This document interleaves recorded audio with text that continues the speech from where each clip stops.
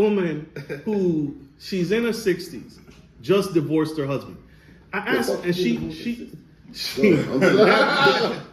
ride that shit out. The kids left. Okay. The last kid left the house. Okay. So the last kid left the house. Now her husband asked her for more. That's all he wants. He wants more out of this marriage.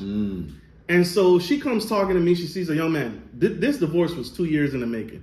She's hitting on me, trying to talk to me, and I say to her, I said, what's going on with your marriage? She said, Marcus, I'm doing everything. I said, everything?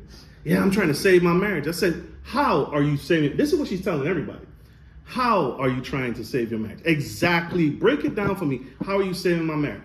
She said, well, Marcus, I still cook for him. I still clean. I still watch, clean the house. I still, handle everything. I said, okay, perfect. When did things go south in your marriage? Right? Because she's been married for over a decade.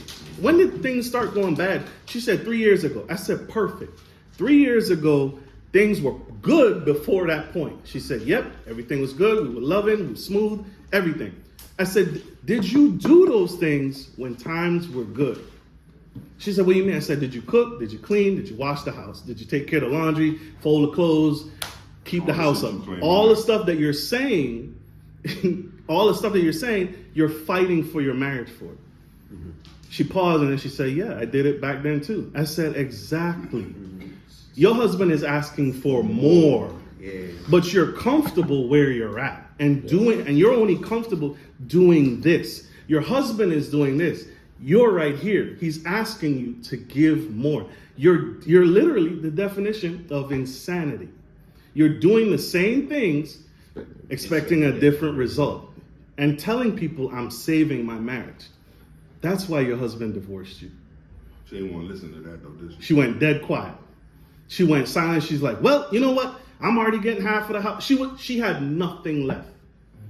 All she could say was the truth. You know what, Marcus? I didn't really love him. Damn. You know what, Marcus? That's what it boils down to. That's what all she had left in her ammunition was the truth. After I already disarmed her, all she could say was the truth. I ain't really love him no more. Marcus, I just wanted half the house. I just wanted that. She went and got an apartment, moved out right away, and then she's hitting on me. I'm gonna be honest with you. What you At 60. Go ahead. At 60. I'm sorry. No. You're good. Nah, that's just crazy to me. I'll be honest with you. What you just said, I don't know. I have no data to support this, but my opinion is half of the marriage back in the day anyway. Remember, they didn't have social media to meet 5 bitches tonight. You know what I mean? They didn't have that. You had to meet the motherfuckers that was in your neighborhood and go down to the watering hole. You know what I'm saying? Like, way down. Yeah, exactly. So motherfuckers stayed in marriages or stayed in places where they were just comfortable, whether it's financially, whether it's security, whatever. I don't know, they nigga make good beans. I don't know what the fuck going on. But they stayed there. But now, what I think part of the problem is, we so connected. The whole purpose of a woman who wants a man to pay for everything, arguing with a man who thinks it should be 50-50, the only reason these two motherfuckers are having a conversation is because of social media. In a normal day-to-day life, these motherfuckers wouldn't even, there's no point in them having a conversation. They wouldn't even talk to each other. About what? If we're not fucking, get the hell on. You know what I'm saying? So, I think that's part of the problem, the connectivity we have. Because you could get 3 bitches today. Probably off Amazon. You know what I'm saying? Like, they got it. Amazon? Yeah. That's crazy retarded. I'm just saying, bride. like, right. You know, another thing I noticed with like women today that are married, when you say that they, like you said 60, she's getting a divorce, and you're like, why at 60 would you get a divorce? Yeah, like, why this? But you got some that are getting married, like soon as the kid's gone, 10-year marriages, 15-year marriages, they in their 40s, about to be 50, and they splitting. A lot of the women I feel like that are getting work done or finding, new money or whatever it is, they get that new attitude. They want to like try something new, like you said, like someone said they want to grow or do something that like someone ain't. So they step out. I mean, like leave, want to separate, right, you know what I'm saying? And then you can find themselves wanting to come back. That's wild. Yeah. I feel like it's like you want to go out there Test and the play water. Yeah. because you got this new life, this new whatever transition you in or whatever. You want to play when you listen to these little girlfriends or whatever, and then you see You know what I mean? She was really out there. You too old for the game, The or streets whatever it is is, because crazy, you're not gonna find what you had at home in the first place. You Right. know what I'm saying? But you thought you were, you know. But that's what usually happens, right? And I always hate those posts where the woman is like, "Oh, look at me now, divorce finalized. Now she in the gym. Now she clean up. Yeah, now now she you wanna do now all she that. traveling." Well, you And I always say the same thing. Why didn't you do that when you was married? She was trying to make that. She trying to make that nigga jealous. That's all it is. Women talk about this all the time. They do that to class up so the ex can look at them because they still. That's women's way of hurting. Now I agree, but that's what they do. You should have did that while you was married. Right. Do that while you was Nobody married. want you to, man, you be lucky to get married again. Especially if you leave it with kids. You think it's over? Majority of the time, yeah. Them getting married. That's why they end up trying to go back to the husband. I They ask. I try to now, as I talk to men on my show, I am now looking at prenups because prenups are really not a negative thing. The media and all these movies and shows have made it a negative thing, but a prenup between two consenting adults isn't really a negative thing. I did an interview with a lawyer on that. Talk to me, because I used to think mad about child support until I found out otherwise. Nah, prenups are really everybody has an invested interest. Like you said, you got something, I got something before we even met. We were two people before we met. Yeah. So let's protect those interests while going into these marriages. I think that's what happened with Dr. Dre, right? We saw a bad example of a prenup gone wrong, hence why she came after his name, right? She came back, even though she signed the prenup saying she tried to tear it up, tried to say it's not legitimate, then came back for more money saying, hey, I'm the reason for his name. Lost that case. Then we have good examples of a prenup gone right with Jeff Bezos and his wife. Jeff Bezos, his wife, divorces this man, becomes the second richest woman in the world. So that's an example of a prenup. Jeff Bezos ain't hurting for that money. He cut the check. We done. We walk away. That man happy. That man in Malibu sipping margaritas. He's happy. And yet this woman that nobody knows. We talking different levels of money there. It's different levels of money, but a prenup was the centerpiece of it all, of both of them. And that's why I'm trying to show people that if you have an interest to protect, bring it up. Yeah. Bring it up. And it doesn't have to be with this evil, manipulative thing where my lawyer's sitting here and I slide across the table and say, sign. Yeah. Hey, what do you have to protect? What do you have an invested interest in that you want to see if we break up? Let's hash this out now. Okay, so here's my thing though. I understand that works when two people have something to protect, but there's a lot of people marrying down or getting in those type of situations down. And by down, I mean financially. Like these men, they want women that are attractive. They don't care how much money they have. Yep. So when it comes into it, we sign a prenuptial agreement. What drive does she have to sign that? If I'm coming with nothing, you telling me I gotta leave with nothing. The moment you say you done. So that's where you say, no, I don't want you to walk away with nothing. Hey, So in that agreement, you're saying, okay, go ahead. Hey, even though you're coming in with nothing, I still want you to be okay. Right.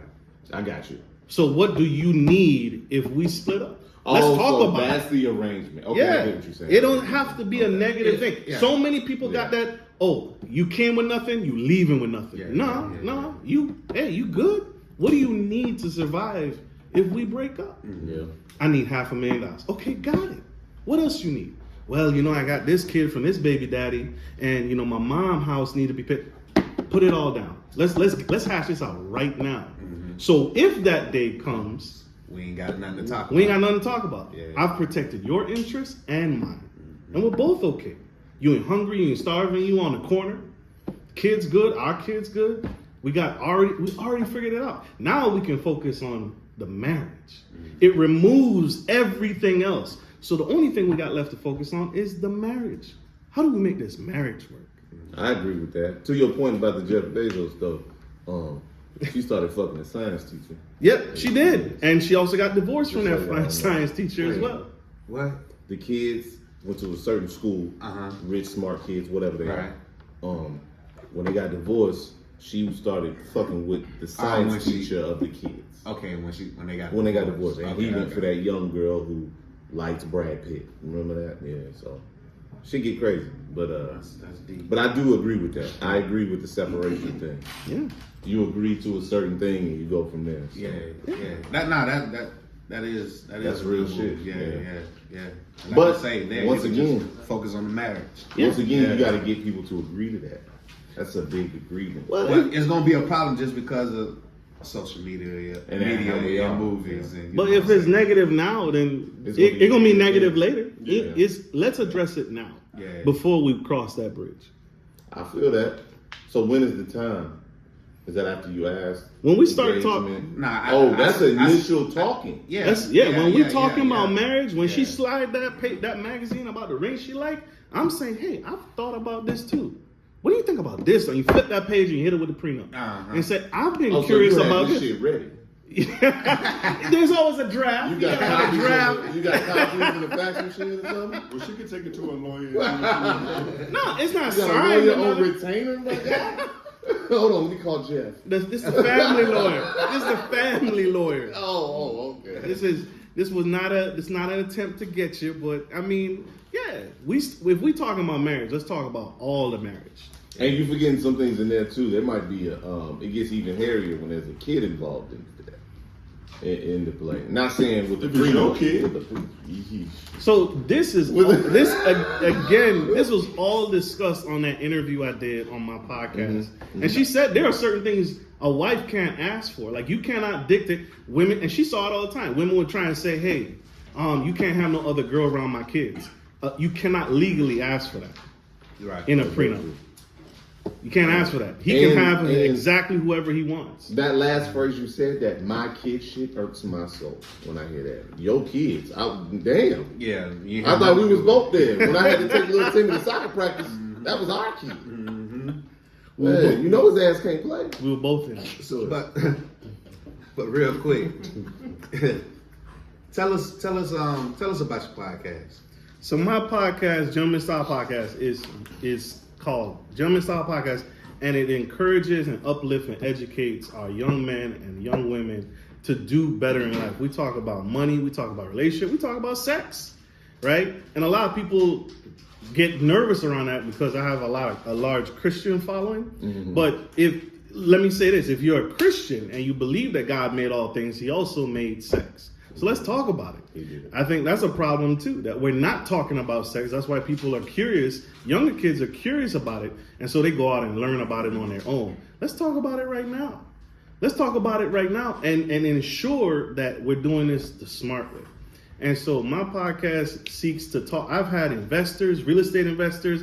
I had a show where I interviewed a gentleman talking about investing in strategic metals, not precious metals, not gold, not platinum, not diamonds, strategic metals. The metals that go in a Tesla. That's a strategic metal that that is only mined one place in the earth, Indonesia. So let's invest in those metals because Jeff Bezos is buying up those metals. Amazon is buying those metals.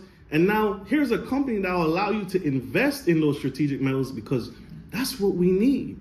And again, it's a white man, but the black community needs this information. We need to know, hey, instead of investing in gold and silver, let me invest in the technology that goes in my remote control. Because I'm always gonna need that. People always got a BlackBerry on them. Well, all the metal in your BlackBerry is a precious metal. And that's an investment. That's an investment paying right now. So that's what my show is about. that's dope. I like that. That's a dope ass podcast. Yeah. We just be on here talking about money and bitches. That's important too. Yeah, that's crazy. And you say you single, so how you going about dating? Dating, man, it's hard. Dating is That's weird. the easy part. But like, are you just stepping up, walking up to them the old-fashioned way, or are you on? No, are you actually. on dating sites, or how are you doing? I've done dating sites. Success? No success. So who the fuck has success on dates? Well, it might be. They say it is a commercial they do. He might have had a relationship and it just failed. Oh, okay. I get what you're saying. Or he might have had other types of success. I don't know. But, I mean, I'm dating, but the problem with me is that I look at the whole picture of a person. I say this to people. I go on a lot of first dates. I don't typically go on a lot of second dates because I don't waste any time. Okay, let's get to it. Yeah, that's Something we don't have more of is time. And so I go on a lot of first dates, and usually I can learn a lot about a person on a first date that lets me know there isn't going to be a second date. Mm-hmm. And because it's a first date, I don't have to explain to you why. Do you ask questions or do you just watch? I ask a what they lot do of and how they questions. move? Okay. I ask a lot of questions, and I Is pay this an attention. interview or is this a? So because I'm a podcast host, it's an interview to me. I got To you. them, it's a date. I So got that while they're eating their food, they don't realize they just told me something about their life. yeah. So go ahead and eat. Yeah. I'm learning something about you that you'll never see me again. Where you taking them to eat on this first? I take them everywhere. I take them to the nicest spot, the nicest place that usually the mom and pop. So I've been to the Still, I've been to the Vogue in downtown Norfolk in the Marriott Hotel. I've taken ladies. I ain't never heard of these places. I take them to the nice spots, the mom and pops nobody heard about. So But this is even before you know anything. this is before I even know anything. I go all out on the first date. But Expect nothing. So what gets you to the point? Okay, so here's my question. Wait. Go ahead, go ahead. Say that again. And expect nothing. what do you mean? After you At go the on end a of the date, day. you don't expect anything. No, nope. Because I'm learning. Here's my question to you though. Okay. What vetting process do you have to get? Because you have a extreme vetting process on the first date. What's the vetting process to get to the first date? Because I know every woman you talk to don't get there. So how do they get from A to B? So to get on the first date with me, I usually it takes a minute. I do agree with you there. It takes a minute, but I get tired of just asking, and I just ask them, say, hey, what are you doing tonight? I reach out because at some point they've let their interest be known to me. Okay, so y'all been talking. Okay. Yeah, Okay. they'll let their interest be known, and they're like, "Hey, I really want to get to know you." Okay, perfect. Let's get to know each other. And I invite them out. I plan it just like what they asked for. I Right. plan it. Show up with roses, the whole nine. I've put on a girl's shoes on a date, just Why the fuck didn't she have her shoes on, bro? because women change out their shoes in their car. They got on the Crocs in the car, and then when they get to the event, they put on the heels. All right. You've been out of the game a while. Nah, that ain't it. That ain't what I'm saying. That ain't the problem. But I put on her shoes Wait. on a date. Tell them why you mad. No, son. I'm Tell not them why mad. you mad. I'm not mad at all. Did I say something wrong? There's nothing wrong with that. To me, for a first date, that's a little wild though. Because if I see you taking the stuff off in the car, I'm thinking something completely different. That's crazy to me. You brought, so we go on a first date, we go somewhere fancy, and you got a to-go bag? Like, where are your shoes at? Are you carrying them? Like, how does that work? That's weird to me, but that's just me. Mind my business. Go ahead, bro. Gotcha. But yeah, like one of the things I look for in the first date, and I think more men need to look at is genetics.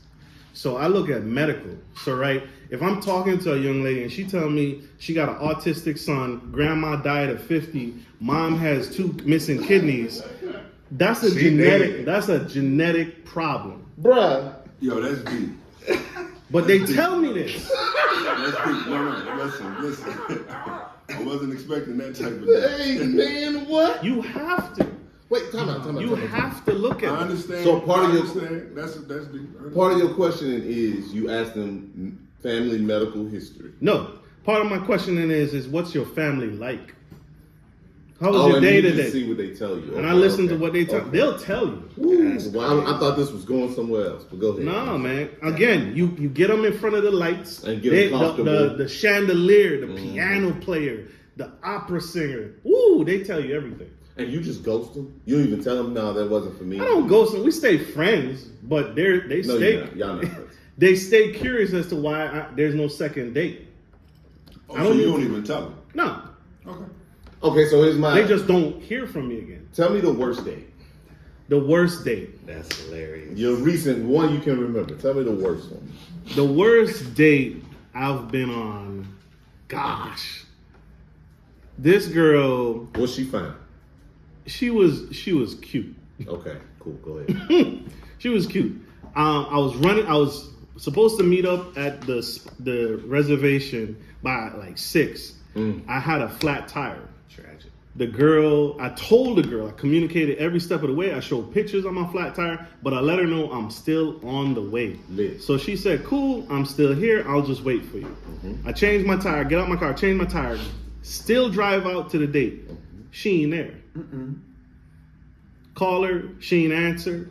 Text her. After like 30 minutes, she responded and said, I don't deal with dudes that are late. That was a pretty bad day. Tell the truth though, if it was turned around, would you have done it the same way? If I've waited an hour for a late date. But she communicated. She communicated. Okay. That's what I get. If you don't say nothing, I'll be gone in like 10 minutes. Yeah, you ain't lying. But if you communicate with me, my son, my child, my kid, because most of the women, because I'm 35, most of the women I date have kids. So it's usually some life happens. But if you communicate with me, I'll stay. Wait a minute. So she ghosted me, and she lied and admitted that she lied so that I could still show up, knowing that she wasn't even there. Wow. Oh, that's funny. That's what I was gonna ask you. Was she ever really there, or did she really leave? She was there and she left, but she pretended and That she was still that there. she was still there. Oh yeah, I'm here on my table, whatever. Why do that? Just Wow. Because she wanted to make She a thought she was being played. she wanted to make a point. She wanted to make a statement out of me. I don't deal with men that's late. I don't deal with men You that supposed on to run after that flat tire. You supposed to get there on time. with a flat tire or Uber or something. I don't know what I was supposed to do. See? You ever think about trying a different approach? Like what? Just anything. Just asking. To her? Or No. With any Oh, dating. okay. In general. Yeah. I mean, I've tried. You see, as I grow, I just don't waste time. I got like I said, I got podcasts, I got real estate, property managers calling me. I have too much to waste. You're a busy man, so you don't have time. I think most men are busy. Most men that are doing it and making a way, we in a recession, man. I'll be masturbating. What I'll be at the crib, man. I don't know. Oh, shit. In between. I don't be doing nothing. I mean, different approaches. I mean, Shit. Wait. got him. Damn, cuz. What's up with that? What? We always busy. That's all I'm saying. I get the point he's making.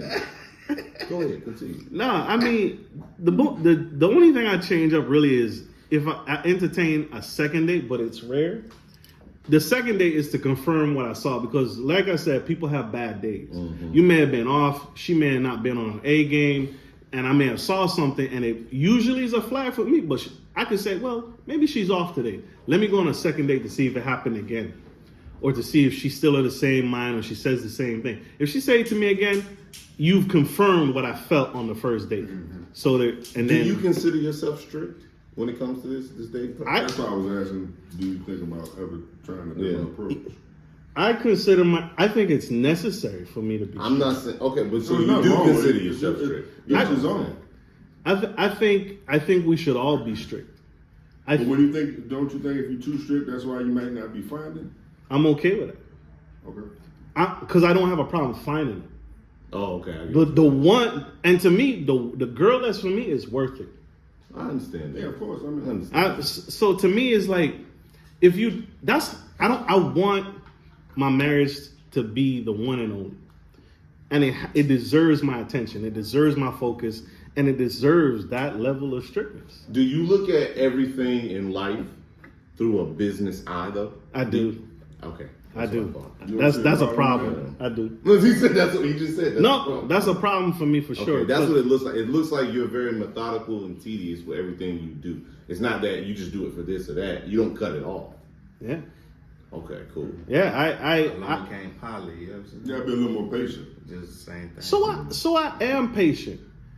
I consider myself. A few of them make it to the second. But I am patient. I'm very forgiving. I don't cut them off like you can't talk to me. I don't block them. I don't do anything like that. But they can't get another date, so that's pointless. What are you talking about? Why? Ain't nothing changed. Why do you want a second date? Oh, and that's their opportunity. Right. Okay. If you reaching out saying, hey, we ain't had no second date, why? Why do you want a second date with me? Well, the first one was great to you. But I saw some stuff that I'm not willing to entertain, and it's not worth my time. And this is Yeah, after you tell them that, they ain't gonna want to date anyway. They ain't gonna want to date you no more anyway. so surprisingly, women never ask why. I'm telling you, if They don't want to hear the truth. No one. Women they, ain't coming. it's only the first date. I think it's How you gonna sit there and impose yourself on me and say why you don't want a second date with me? It's only our first date. I think The they prob- look at it the- like it's you the problem. That's why. Me? Yeah, no, I'm talking about in general. I think instead of them saying they don't take accountability, there's no wrong with them. A lot of women, there's no wrong. It's you. So if you don't want to go on a second date with them, it's something wrong with you. Yeah. Not me. Yeah. That's what I think. But go ahead. I'm sorry. They be bewildered. They be very curious because to them, like I said, to them the date was off. It was lit. Man, he took me here. I ain't never been here. Just so they just looking at what you did for them. Right in that one moment. Yeah. So I really don't get a lot of why don't you want to go out? They're just confused, but they realize it's too soon to be questioning me. The problem is men go months into the dating world before they cut you off. Now she confused because we've been dating, messing around for months, and now you cut me off. That's why I do it on the first date. There's no room for curiosity. There ain't no room to ask me nothing. It was only the first date. But I learned everything I needed to see on that first date. You ain't never cut one of them off and been like, damn, she was fine as hell. No. That's crazy. Because the next one's fine too. Oh, excuse me, my bad. I ain't gonna try. No, I mean it's not. They're not a rarity. Oh no, I ain't say They- fine women wasn't. Yeah, it's not. I just like them all. But it's not a. I don't know. They run around like it's a diamond. But Oh yeah. I They have to, but there's nothing wrong with it. They have to find value in themselves. You have to. I literally had a girl cry because she had no idea what to do with me.